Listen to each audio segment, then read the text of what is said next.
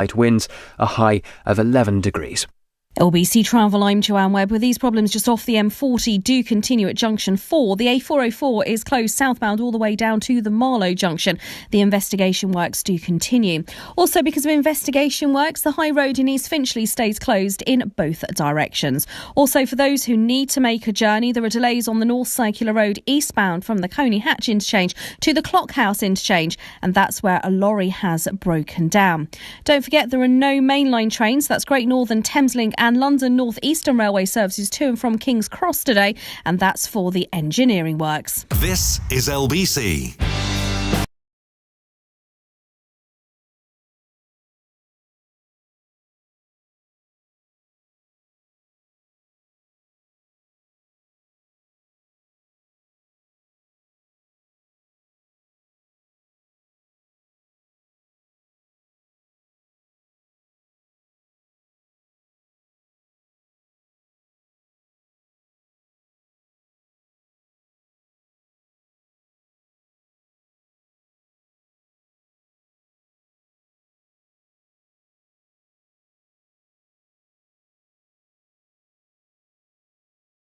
Ferrari now. 0345 6060 973. LBC.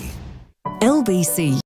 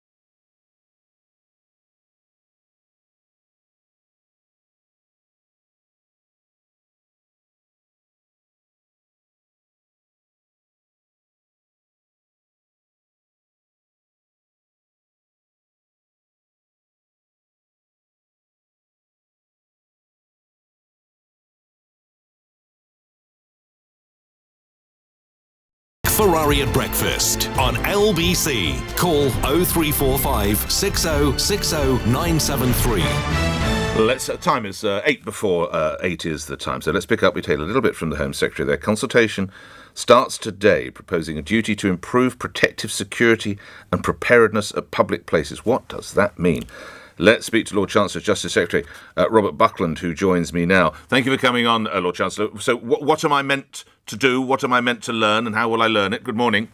Yeah, good morning. Well, this is all about making sure that those responsible for public places, big arenas, big event venues, when they are preparing to open them or taking over responsibility for them, that they're planning ahead and bringing into the equation important considerations about what to do with regard to potential terrorist threats. In other words, to not just plan for emergencies like fire and other natural hazards, but to make sure that they have the appropriate security measures in place and preparedness measures in order to deal with what we would hope and expect to be exceptional events, but ones that we saw touched everybody, for example, the Manchester Arena. Yes. And that's why we are doing this. And they're not required to do that now?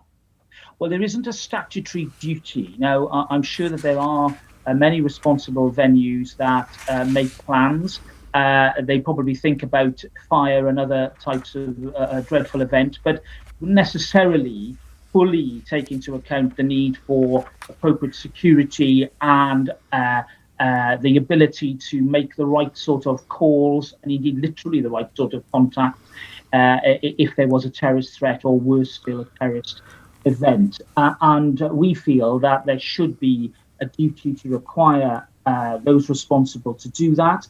We're going to consult on it, though. We're not just going to bring it in and then see how it works. Why consult? It seems to make perfect sense, Mr. Buckland. Why would you need to consult on it? Well, I think we've got to look at the practical implications here. So I think the industry overall welcomes this, but we need to hear about the details so that we, in drafting the necessary law, absolutely get the balance right. We wouldn't want to create unintended consequences. It's got to be proportionate, I think. And that's why having a proper consultation to allow everybody to have their say will create an outcome that will fulfil our clear aim, create this duty, and also fulfil the aims of campaigners like the mother of Martin Hett, who, of course, lost his life in the Manchester bombing. So the Home Secretary has made this important announcement today, and it's something that I absolutely fully support, and I look forward to the consultation ahead. While I have the benefit of you on the line, just a couple of other areas.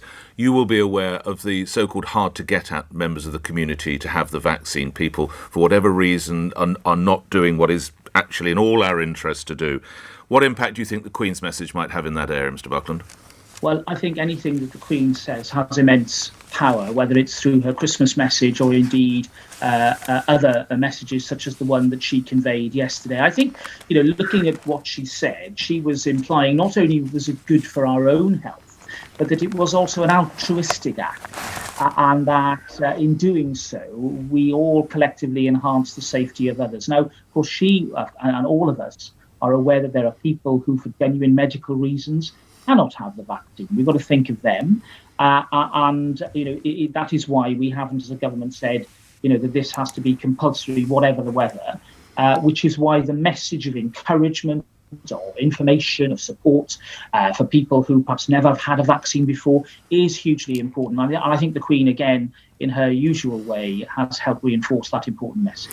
In other matters, the JCVI is reported to be getting ready to say that the problems we have in prisons with prison officers and the prison population, high levels of COVID, they should actually be moved up the cohorts. We could even have a situation where prisoners get the vaccines ahead of teachers, police officers, firefighters. Would you support that, Mr. Buckland? Well, look, prisoners will not be getting priority. At the moment, they're vaccinated in accordance with the current guidelines, in accordance with what's happening in the community. The JCVI has not, as you rightly said, reported yet, and I'm not going to speculate as to precisely what is in that document or any other accompanying documents. I think what is clear is that the need for speed is everything here. And so far, the advice that they gave about the first 9 groups that we are now, I think, very familiar with, has yielded huge fruit. I mean, where are we now? Nearly 19 million people having been vaccinated in our country. By the end of this first wave, I think it'll be topping 30 million.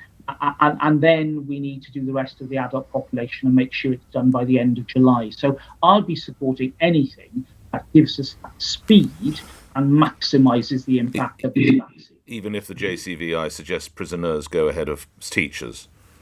Well, I mean, as I say, I don't know precisely what they're going to say. Prisons are a closed environment, like care homes and other places. I've got to think about the welfare of staff, and I'm being particularly anxious to make sure that prison staff get the vaccine. I think they, like everybody else in the population, want to see this done quickly. I'm very much hope that the JCVI will reinforce that message and allow ministers to make that informed decision about the second wave as soon as possible. As Justice Secretary, I'm sure you've been made aware of the Magistrates Inspectorate of Police report that says police use of stop and search risks losing trust of the black community, but this, as the number of black murder victims hits a near 20-year high.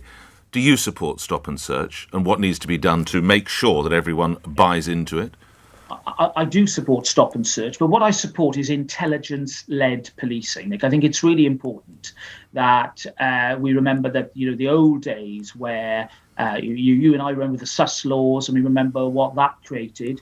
40 years ago now, it's 40 years since Brixton, but it is important to remember that we've come a long way since those days. I'm not going to say it's finished business. There's still more work to be done, but I would expect police officers to follow the law, which is that they need to have a reasonable grounds for a search, and that means using the information that they get, the technology that they have to be told about various issues, and then to use that as a lawful basis on which to conduct those important searches, because there's no doubt that in very many respects searches can save lives, that the carrying of knives and other weapons can be apprehended and the individuals themselves will be protected, because I've done far too many cases as a criminal lawyer, Nick, where the person who carried the knife ends up having it used against them when it dropped on the floor during a struggle. So stop and search can be an act of compassion as much as it can be an act of policing.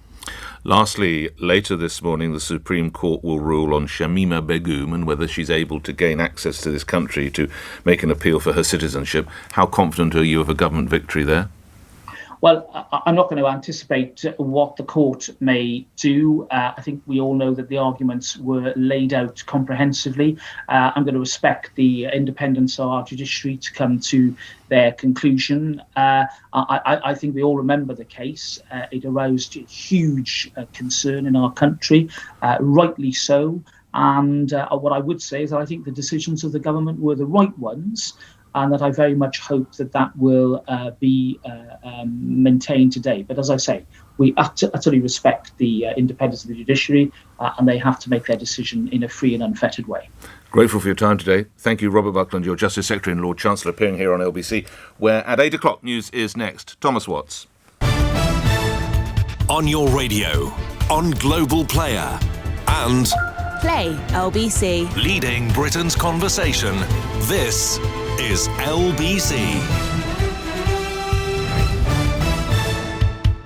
From Global's newsroom at 8 o'clock. The Queen has encouraged anyone hesitant about vaccination to think about other people rather than